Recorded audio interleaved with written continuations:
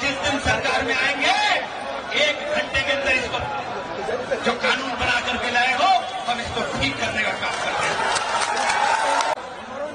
और इस बात के लिए उम्मीद हूं इंशाअल्लाह कि अब वक्त बदल रहा है, कलम उठाने की सोच ली गई और जमहूरियत के अंदर ताकत वोट से होती है, वोट से इसको बांटना बंद कर दीजिए। ये देवड़ियों की तरह जब से बांटना शुरू करा है, जब से मुल्क के अंदर ये हालात है, इसलिए एक एक वोट अपना सोच समझकर इस्तेमाल करना चाहिए। अब साथियों आप सब लोगों का बहुत शुक्रिया, बहुत बहुत शुक्रिया साथियों, धन्यवाद। बोर्ड के चेयरमैन नौजवान हसन भाई और मेरे दोस्तों बुजुर्गों, महसूस ये होता है दौरे तबाही है, महसूस ये होता है दौरे तबाही है, शीशे की अदालत में पत्थर की गवाही है, कातिल ही मुंसिफ है, कातिल ही सिपाही है, आपकी अदालत और आप ही जज बन जाएंगे कि कैसा कानून देश के अंदर लेकर आए। ये जो कानून देश में लाने का काम हुआ है, एक बात आपको कह देना चाहते हैं, आज पूरे देश की मीडिया में मैंने रात बोल दिया था बहस चल रही है, फिर दोबारा कहना चाहता हूं, यहां नेशनल मीडिया है, सुन ले कान खोल करके कि ये लोकतंत्र है, ये राजशाही नहीं है। आप लोग हाजिर और अमर नहीं होगे, आप लोग ये होगे जिस दिन हम सत्ता में आएंगे 1 घंटे के अंदर इसको उखाड़ के फेंक देंगे। और जहां जहां हमारी सरकारें हैं, अरे भाई 1 मिनट सुनिए, जहां जहां हमारी सरकारें हैं या गैर बीजेपी सरकारें हैं, ये उन स्टेट के अंदर लागू नहीं होगा, चाहे जो कर लीजिए आपसे जो करना। आप फेडरल स्ट्रक्चर को तबाह करना चाहते हो, आप इस संविधान को रौंदना चाहते हो। ये मान बाबा साहेब भीमराव अम्बेडकर के सपनों का देश है, बाबा साहेब के सपनों को रौंदना चाहते हो। जब ये वक्त बिल पार्लियामेंट के अंदर पेश हुआ, आज आप लोग बहुत जोश के साथ नारे लगा रहे हो, लेकिन नौजवानों तुमसे भी कहना चाहता हूं कि तुम्हारे सपनों पर बुलडोजर चल रहा था और तुम सो रहे थे। ये वक्त बिल और शोर मचा रहे हैं, मेरी एक बात का जवाब पार्लियामेंट में नहीं दे पाए। जब ये कहते हैं कि पसमंदा मुसलमान, जब ये कहते हैं महिलाएं, जब ये कहते हैं बच्चे या मिस्कीन, तब इनकी बातों पर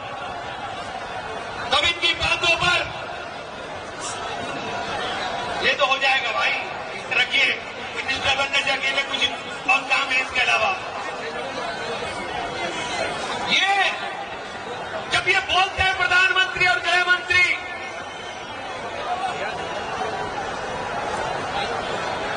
और ये कहते हैं कि यतीमों को,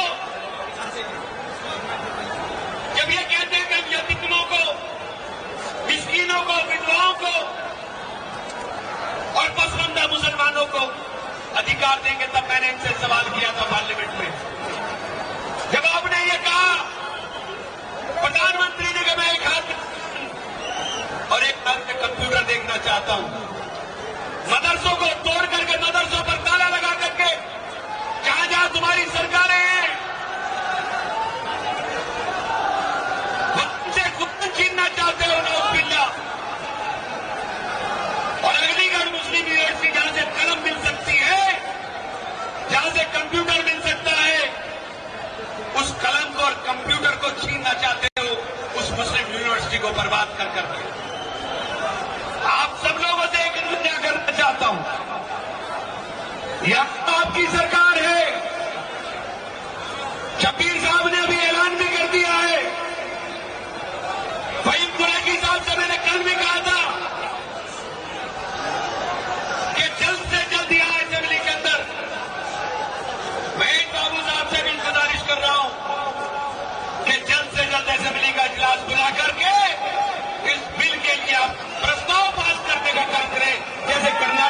करूंगा।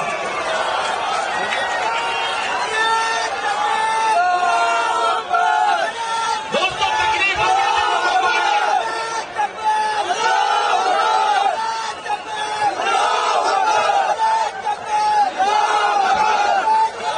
अरे आपके खिलाने नहीं होगा, सुनो पहले ये हो क्या रहा है तमाशा आपके साथ, ये भी समझ लो। नौजवानों, तुमसे कहना चाहता हूं कि बेसरकारी बहुत पिटा करती है। यहां तुम्हारे जो कायद मौजूद हैं, इन कायद को कमजोर करने का काम मत कर देना।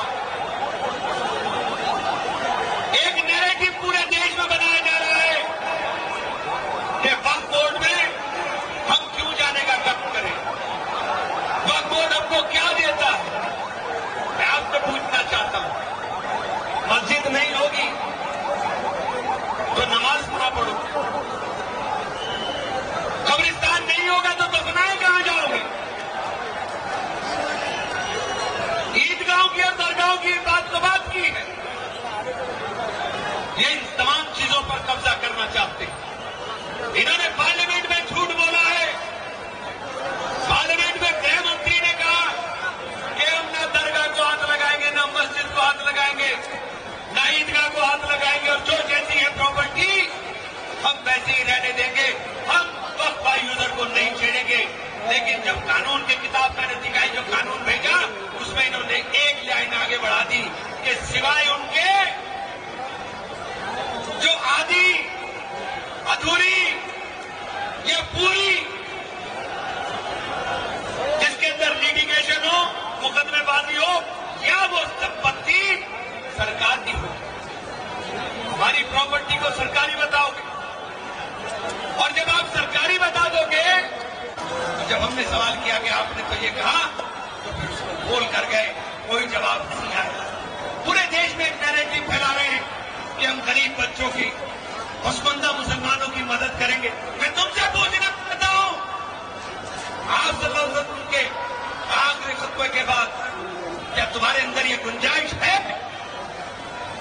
बताओ, ये गुंजाइश है क्या तुम्हारे अंदर?